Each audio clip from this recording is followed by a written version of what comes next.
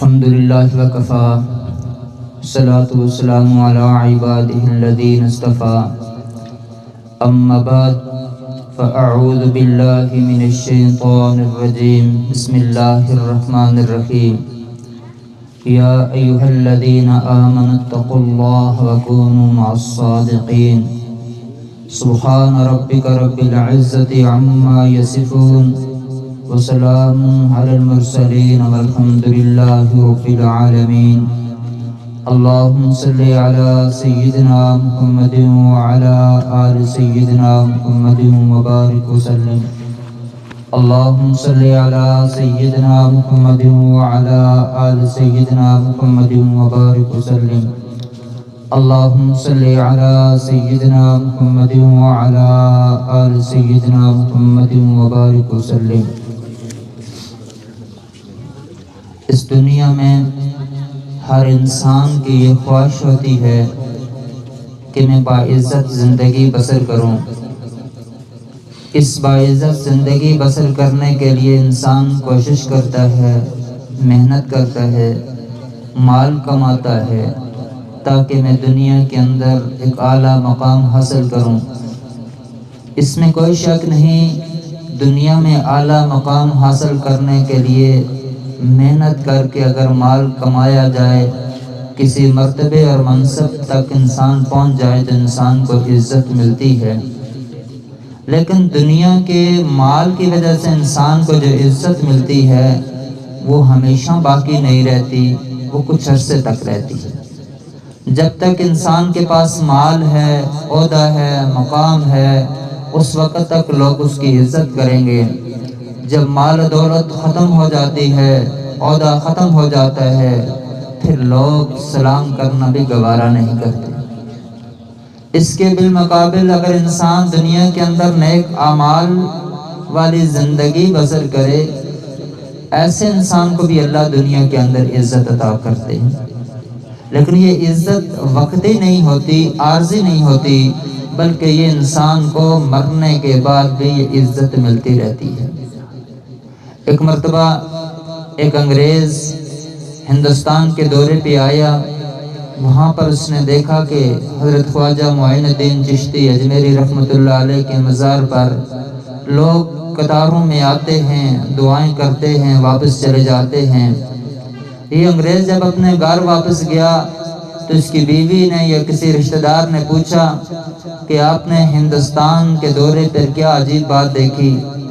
تو یہ کہنے لگا کہ میں نے ایک عجیب بات یہ دیکھی کہ ایک آدمی ہے کہ جس کو دنیا سے گزرے ہوئے کافی عرصہ گزر چکا ہے، سینکڑوں سال گزر چکے ہیں، لیکن پھر بھی لوگ اس کی قبر پہ آتے ہیں، بڑے عزت اور احترام کے ساتھ دعا کرتے ہیں اور واپس چلے جاتے ہیں۔ اب منو مٹی کے نیچے ایک انسان جب چلا جائے، اس کی محبت لوگوں کے دلوں میں کیسے پیدا ہوئی؟ وہ محبت نیک اعمال کی وجہ سے پیدا ہوئی۔ آج ہم شیخ عبد القادر جیلانی رحمۃ اللہ علیہ کا نام بڑے عزت اور احترام کے ساتھ لیتے ہیں، اس لیے نہیں لیتے کہ وہ دنیا دار تھے، حالانکہ دنیاوی اعتبار سے بھی اللہ نے ان کو بڑا مال و دولت دیا تھا، لیکن آج ہم ان کی عزت اس وجہ سے کرتے ہیں کہ وہ دنیا کے اندر نیک اعمال کر کے گئے۔ جو انسان دنیا کے اندر نیکی اور تقوی والی زندگی اور اچھے اعمال والی زندگی بسر کرتا ہے، دنیا سے جانے کے بعد بھی اس کے تذکرے ہوتے رہتے ہیں۔ اب یہ نیک اعمال والی زندگی ہمیں کیسے حاصل ہوگی؟ کیسے ہم دنیا کے اندر اچھے اعمال کر سکیں؟ کیسے نیک اعمال کر سکیں؟ اس کے لیے اللہ رب العزت نے ہمیں ایک نسخہ دیا ہے۔ اللہ فرماتے ہیں وَكُونُوا مَعَ الصَّادِقِينَ، اے ایمان والے لوگوں، اگر تم نیک بننا چاہتے ہو، متقی بننا چاہتے ہو، اچھے اعمال والی زندگی بسر کرنا چاہتے ہو، تو اس کا ایک ہی حل ہے کہ تم اللہ کے نیک بندوں کے ساتھ اپنا تعلق جوڑ لو۔ جب انسان نیک لوگوں کے ساتھ اپنا تعلق اور واسطہ بنا لیتا ہے، اللہ تعالیٰ نیک لوگوں کی صحبت کی وجہ سے اللہ تعالیٰ انسان کو نیک اعمال کی توفیق عطا فرما دیتے ہیں، اور پھر انسان گناہوں والی زندگی سے اپنے آپ کو بچا کر نیکی والی زندگی اختیار کر لیتا ہے۔ اور نیکی والی زندگی دنیا کی عزت اور آخرت کی عزت حاصل کرنے کا ایک ہی ذریعہ ہے کہ ہم اللہ کے نیک بندوں کے ساتھ اپنا تعلق جوڑ لیں۔ یہ ہمارے حضرت جی دامت برکاتہم کی ہمارے اوپر بہت بڑی شفقت ہے کہ آپ ہماری اصلاح کے لیے، ہمیں نیک بنانے کے لیے گاہ بگاہ مجالس منعقد کرتے رہتے ہیں۔ یہ حضرت جی نے ہمارے لیے ایک پروگرام تشکیل دیا کہ جس میں ہم تمام سالکین جمع ہو کر حضرت جی کی صحبت اٹھائیں اور صحبت اٹھا کر اپنے آپ کو نیک اعمال کی طرف راغب کر سکیں۔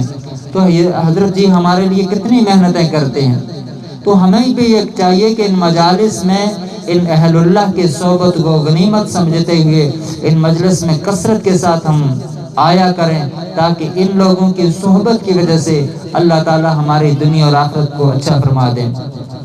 ایک آدمی سنترے بیچ رہا تھا، سنترے بیچتے ہوئے یہ آواز لگا رہا تھا کہ چنگے سنترے چنگے سنترے چنگے سنترے۔ ایک اللہ والے وہاں سے گزر رہے تھے، انہوں نے جب یہ آواز سنی، آواز کو سن کر وہ بھی ہوش ہو کر گر پڑے۔ جب ان کو ہوش آیا تو کسی نے کہا کہ حضرت یہ تو اپنے سنترے بیچ رہا تھا، اس کی صفت بیان کر رہا تھا کہ یہ اچھے سنترے ہیں۔ آپ نے فرمایا کہ آپ نے اس کی بات کو سمجھا نہیں۔ یہ یوں کہہ رہا تھا کہ چنگے سنترے جو اچھے لوگوں کے ساتھ جن کا تعلق ہو جاتا ہے وہ لوگ کامیاب ہو جاتے ہیں۔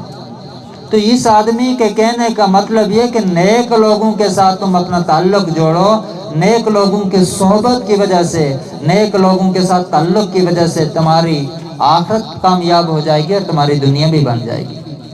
آج اگر ہمارا تعلق ان اللہ والوں کے ساتھ ہے تو ان لوگوں کی برکت سے اللہ ہماری دنیا کو بھی اچھا کر دیں گے اور اللہ ہماری آخرت کو بھی اچھا کر دیں گے۔ ایک فارسی کا ایک شعر ہے، یک زمانہ صحبت با اولیاء بہتر از 100 سالہ طاعت بے ریا۔ یہ حضرت مولانا مفتی محمد شفیع عثمانی رحمۃ اللہ علیہ نے یہ شعر جا کر اپنے شیخ حکیم الامت مولانا اشرف علی تھانوی رحمۃ اللہ علیہ کے پاس جا کر بیان کیا کہ حضرت جی یہ جو شعر ہے مجھے یوں لگتا ہے کہ یہ شعراء لوگ اپنے بات کو بیان کرتے ہوئے بعض اوقات وہ حد سے تجاوز کر جاتے ہیں، مبالغہ کر جاتے ہیں۔ لگتا یہ ہے کہ یہ مولانا روم رحمۃ اللہ علیہ نے جو فرمایا کہ یک زمانہ صحبت با اولیاء بہتر 100 سالہ طاعت بے ریا، یہ لگتا ہے کہ مولانا روم رحمۃ اللہ علیہ نے بھی اس میں مبالغہ کیا ہے۔